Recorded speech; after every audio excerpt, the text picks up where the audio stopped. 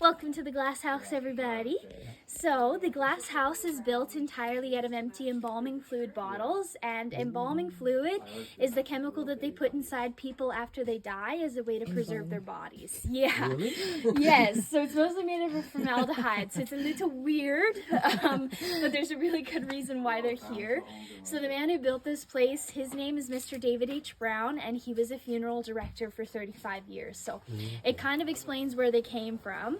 And he was an embalmer, so he used quite a few of these bottles. And what he noticed most about them is how wasteful they were, because when they were done using the bottles, they threw them out. There wasn't a way to recycle glass back then, and they just weren't sure what else to do with the bottles. And so he decided that he wanted to start collecting them to use them as glass bricks to build his dream retirement home out of. So you can see where the inspiration came from to do that is based off the shape, because they're all square on the bottom. They are rectangular.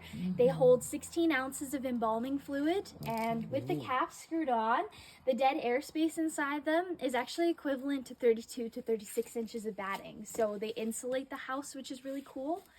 So Mr. Brown is originally from Red Deer, so he's actually just a little bit up from where you guys are at. Yeah. And he collected the bottles for over 10 years from funeral homes across Western Canada, because there's actually about 600,000 of them here, so just over 500,000. Oh my God. And he hauled them out using his 1-ton truck and started building the house. So it took 2 years to construct, 1952 on the outside and 1953 on the inside. And like I mentioned, he built it to be his retirement home. But what ended up happening is this road out here got really busy because it became, it was the only way to get down across the lake using the Kootenay Lake Ferry. And so he didn't expect it to be as busy as it was. But what he really didn't expect is people constantly knocking on his front door and peeking in at him through his windows, because people would stop in and of course be curious, right? And so he ended up one day deciding to charge people for walkthroughs, and that's actually how it turned into a tourist attraction. But they lived here at the same time. Him and Mrs. Brown lived here together for 16 years, and that was up until 1970 when he passed away. But it's all been passed down, and it's actually still owned and run by the family, which is pretty neat. Yeah. For the niece? No, I'm not a part of the family. The lady that you met down below is actually a part of the family, but I'm part of the Summer family. They call